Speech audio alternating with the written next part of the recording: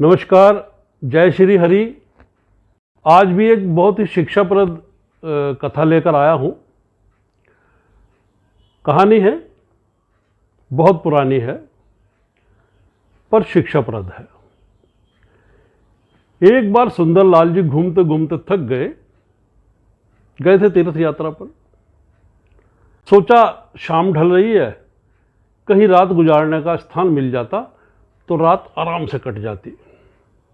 खैर, रास्ते पर चलते चलते दूर से ढोल और नगाड़ों की आवाज़ आती सुनाई दी तो उम्मीद जागी कि ये आवाज़ किसी गांव बस्ती से आ रही है।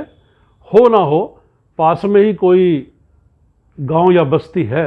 ये जो ढोल नगाड़ों की आवाज़ आ रही है, किसी के घर खुशी का मौका हो सकता है, कुछ शादी विवाह, कुछ और त्यौहार। चलो जल्दी से वहाँ पहुँचूँ, हो सकता है बढ़िया खाने का भी इंतज़ाम हो जाए और फिर वहीं कहीं रात काटने का भी जुगाड़ बन जाएगा। यही सोचते सोचते कब कदम तेज़ी से आगे बढ़ने लग गए, पता ही ना चला। हर कदम के साथ आ रही आवाज़ें नज़दीक होती जा रही थी। फिर वो क्षण भी आया जब सुंदर लाल जी उस द्वार पर खड़े थे जहां शादी का माहौल था। सुंदर लाल जी को एक स्त्री ऐसी नजर आई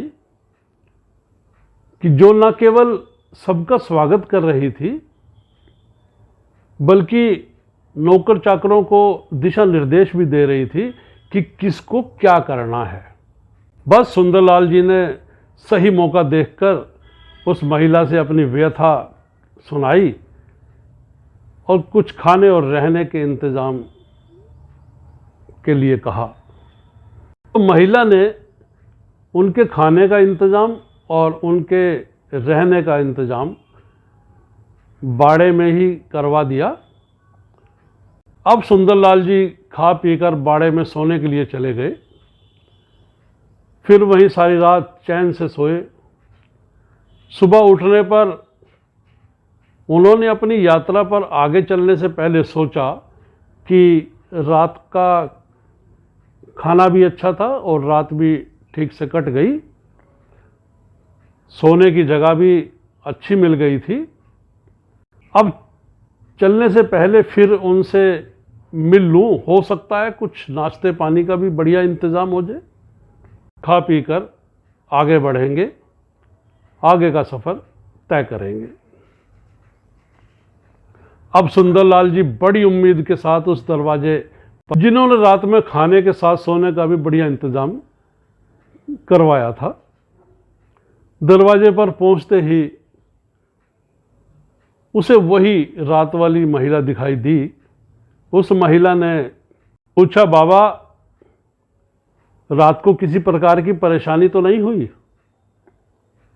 सुंदर लाल जी बोले, सब ठीक रहा, किंतु एक बात कहूँ, वो जो चारपाई दी थी सोने के लिए, एक तो वो ढीली बहुत थी, दूसरा बाड़े में जो भैंस बंधी हुई थी, न जाने उसे क्या हुआ कि सारी रात चिल्लाती रही, ढंग से नींद ही नहीं आ पाई। महिला ने सुंदर लाल को गौर से देखा। अब उनकी बातें उस महिला को कड़वी तो लगी, पर सोचा कि यदि ये एक बाल्टी पानी भैंस को पिला देते तो वो भी आराम से सो जाती। उस महिला को सुंदर लाल की बात बुरी तो लगी, पर वह ये सोचकर चुप हो गई कि चलो बुजुर्ग है और फिर ये है भी अब कितनी देर का साथ, यहाँ कुछ देर बाद इस तरह चले ही जाना है, इसके मुंह क्या लगना। पर सुंदर लाल कहाँ चुप रहने वाले थे। थोड़ी देर बाद फिर उस महिला से बोले, तुम्हारे हाथों, कानों और गले में ये जो कीमती जेवरात हैं, यदि कोई चोर डाकू तुमसे छीन कर भाग जाए तो तुम उसका क्या बिगाड़ लोगी? तुम्हें तो बहुत नुकसान हो जाएगा। तभी सामने से एक व्यक्ति आता दिखाई दिया, तो सुंदरलाल ने पूछ लिया, ये कौन है? महिला ने कहा, ये मेरे पति हैं।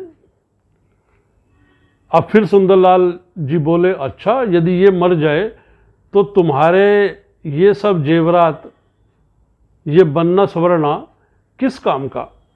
अब महिला का संयम जवाब दे चुका था।